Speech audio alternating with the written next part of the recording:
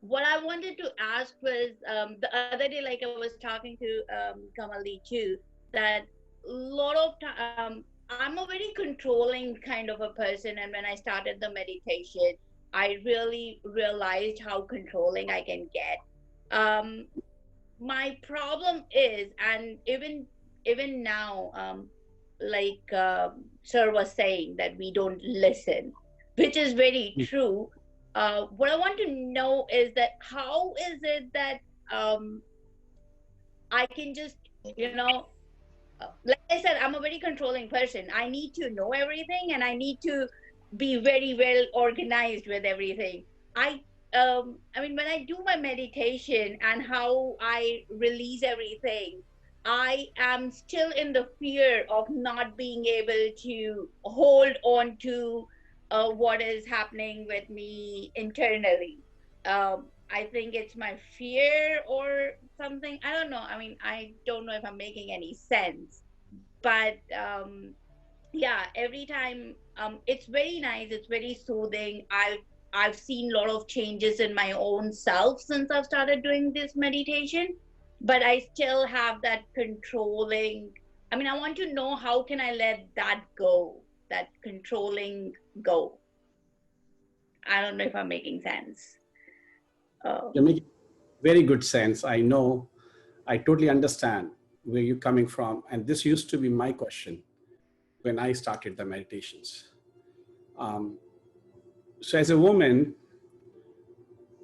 you need to understand, woman is suppressed so long that you don't even know who you are. So what you play a role of a mother, of a wife, of a sister, or a daughter, depending upon whatever roles you're playing. And this society, this culture has taught you that's the only best way. While doing all this work, you don't have time for yourself. So you, the yourself, the self is actually crushed. And when you come to the meditation, you feel relaxed. Sometimes you feel like crying. Sometimes you run away from meditation, right? These are the things happen, but for you, it is working. Because meditation is giving you the time to connect with yourself. When you connect with yourself, I'm not saying don't play those roles. I want you to play those roles, but I want you to play those roles through a compassion, through love, not from fear, worrying about, something will go wrong. Because most of the time, my mother, all the family members I've been with, and I work a lot with females in my family and at the ashram too. They're very caring, but they're very fearful. They are very scared. If I do this thing wrong, what will happen? And they want to correct everything. While correcting everything in their life, they miss their own life. And that's why one way is a good that female energy can cry, can express.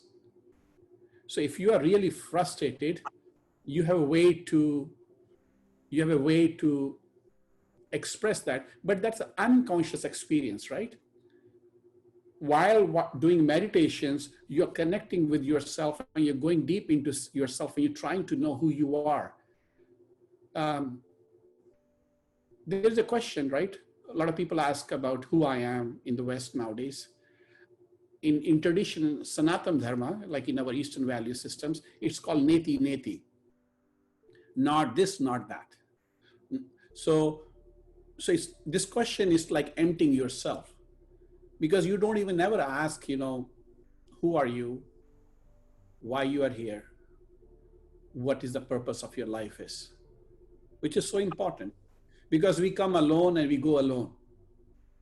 And if we go alone with all these suppressions, this anger, this fear, it just multiplies, because in our tradition, in Eastern tradition, it's a concept of reincarnation. Even that is in the Western, like in Judaism, Islam, and Christianity, but it's been impressed. Like the Christ was reincarnated, right? So he just, so we cannot ignore this thing, this whole concept. So the beauty here is, play a role of a mother, play a role of a sister, but not from the worry or from fear, from compassion and love, because God has given so much love and compassion to female energy. She just doesn't know that she's so powerful. She doesn't know that. Because her body, her emotions are designed by God to take care. And then we will talk, I'm going through a retreat for one day. We'll talk about, mostly people in our Western culture or even Western culture too, don't understand what marriage is. They think a marriage is between man and a woman.